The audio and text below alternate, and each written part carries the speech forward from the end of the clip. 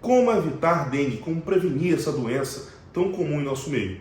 Essa é a pergunta que não quer calar. Eu sou o Dr. Lucas Mustafa, médico clínico geral e internista, e médico especificamente aqui na cidade de Fortaleza, no estado do Ceará, ou seja, um local onde a dengue já é uma doença endêmica, isto é, ela costumeiramente tem um número de casos, certo? Não é uma doença que a gente fica sem ter aqui na nossa cidade, no nosso estado, e além disso, ela tem surtos epidêmicos, ou seja, ela tem picos.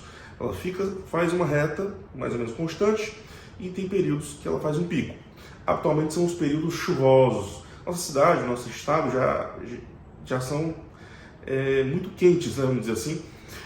E, além disso, nesse período agora de chuva, Fortaleza fica não só quente, mas também extremamente úmida. E esse período quente e úmido é muito propício para uma maior proliferação e circulação de um mosquito urbano, que é o Aedes aegypti, justamente um mosquito que transmite a dengue, assim como outras doenças, né? Chikungunya, Zika, enfim. Mas vamos falar de como prevenir a dengue. Vocês vão perceber que vai ser mais ou menos parecido. Como prevenir a dengue vai ser similar a como prevenir, por exemplo, chikungunya ou como prevenir Zika vírus. Então vamos lá. O seguinte, como prevenir a dengue, né? Como evitar que eu tenha essa doença? Na verdade, o que a gente pode fazer, acima de tudo, é como evitar que nós todos tenhamos. O interessante é que o ideal é que essas medidas sejam adotadas costumeiramente ao longo de todo o ano, e não só no período de surto de epidemia, né? No período chuvoso. Por quê? Porque, na verdade, essas medidas vão ter impacto mais na frente.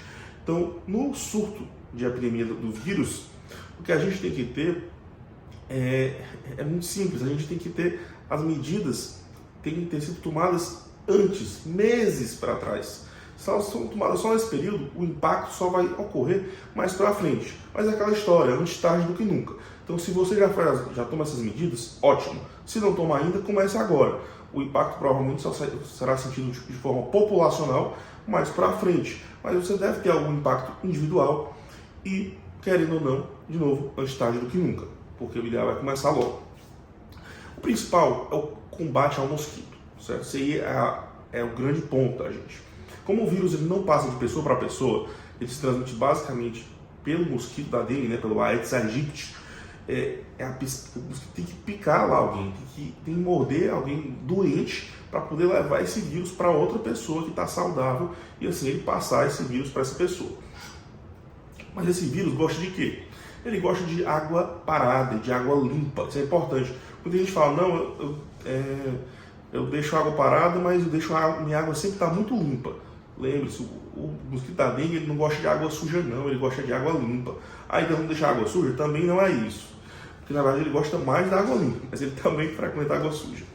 Então o que acontece? Se você tem água parada, independente do estado dela, você deve limpá-la, o ideal é que a água esteja sempre limpa, mas se você tem água parada, você vai dar um jeito de tirar essa água parada. Ah, uma caixa d'água, então vai vedar, vai tampar essa caixa d'água. Ah, um pneu que tem no jardim, joga fora, se livra desse pneu. Ah, são recipientes espalhados pela casa. Para que esses recipientes com água parada? Você só está atraindo o mosquito da dengue, então nada de água parada.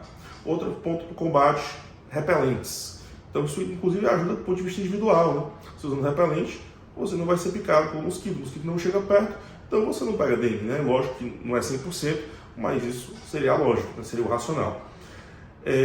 Telas em janelas, principalmente para quem mora em casas ou apartamentos de andares baixos, né?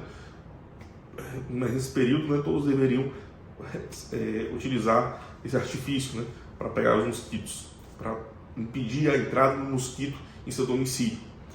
Interessante também, eu sei que é difícil, em um clima quente como o nosso, mas usar roupas mais compridas, né, calças, camisas longas, principalmente em áreas que a gente julgue de maior risco para a transmissão, para a circulação do mosquito.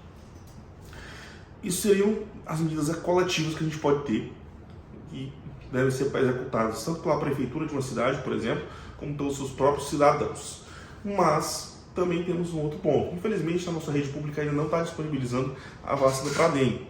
Mas a gente sabe que a gente tem vacina para dengue. A gente anteriormente tinha uma vacina que era a Dengvaxia. E agora a gente tem a Qdenga, que é uma vacina japonesa. E a vacina anterior, ela tinha várias peculiaridades. Por exemplo, nem quem teve só podia tomar quem teve dengue. Quem não teve, não deveria tomar a vacina porque ela podia aumentar o risco de dengue hemorrágica. Isso vai ficar sendo um pouco mais modesta do que a da Qdenga. Já na Qdenga, ela é muito boa porque não interessa se você teve dengue ou não. Você pode se beneficiar sim de tomar essa vacina. Sua eficácia em geral circula, lógico, ela depende do sorotipo. Tem vírus que ela tem uma proteção de até 90%. Outros que é um pouco mais baixo ali, entre 50% e 60%. Mas, de um modo geral, a proteção delas fica em torno de 70% para a infecção da dengue. E ela reduz o risco, né, a chance de internamento hospitalar por dengue em 90%. É muita coisa. Eu sei que tem um bocado de gente anti-vacina, isso aí é uma outra discussão, mas o fato é que é uma vacina muito bem estudada e comprovada na literatura, que já tem aqui na rede privada, infelizmente só na rede privada. Mas é isso. Então, quem tiver condição de se vacinar, quem tiver condição de ir na rede privada, na clínica privada aqui em Fortaleza, e tomar a Qdenga, vá. Lembrando que a vacina é para pacientes entre 4 e 60 anos. Então, os idosos, curiosamente, não devem tomar. A gente não sabe ainda se eles vão poder vir a tomar ou não no futuro próximo, mas o fato é porque eles não estavam nos estudos, eles não foram grupos estudados. Então, a gente não tem como dar essa vacina com segurança para pacientes com mais de 60 anos. Então, se você tem mais de 60 anos, infelizmente, você não deve tomar essa vacina. Mas se você tem entre 4 e 60 anos, aí sim, você está apto à vacinação. Tá certo? Era isso o meu recado que eu tinha para dar para vocês. Então, espero que vocês tenham gostado. E quem gostou do vídeo, curte aí, deixa seu joinha, já se inscreve nesse canal, porque a gente vai estar sempre trazendo muitas dicas nas terças-feiras para vocês, né, às 11 horas da manhã, aqui sobre saúde. E se você tem algum tema que tem interesse em saber, deixa no comentário. Pode chegar lá no comentário, comentar, eu quero saber de zika, de chikungunya, quero saber sobre cirurgia bariátrica, enfim, não sei, qualquer tema que seja do seu interesse, tá bom? Você já sugere e deixa nos comentários. Valeu, um abraço, tamo junto.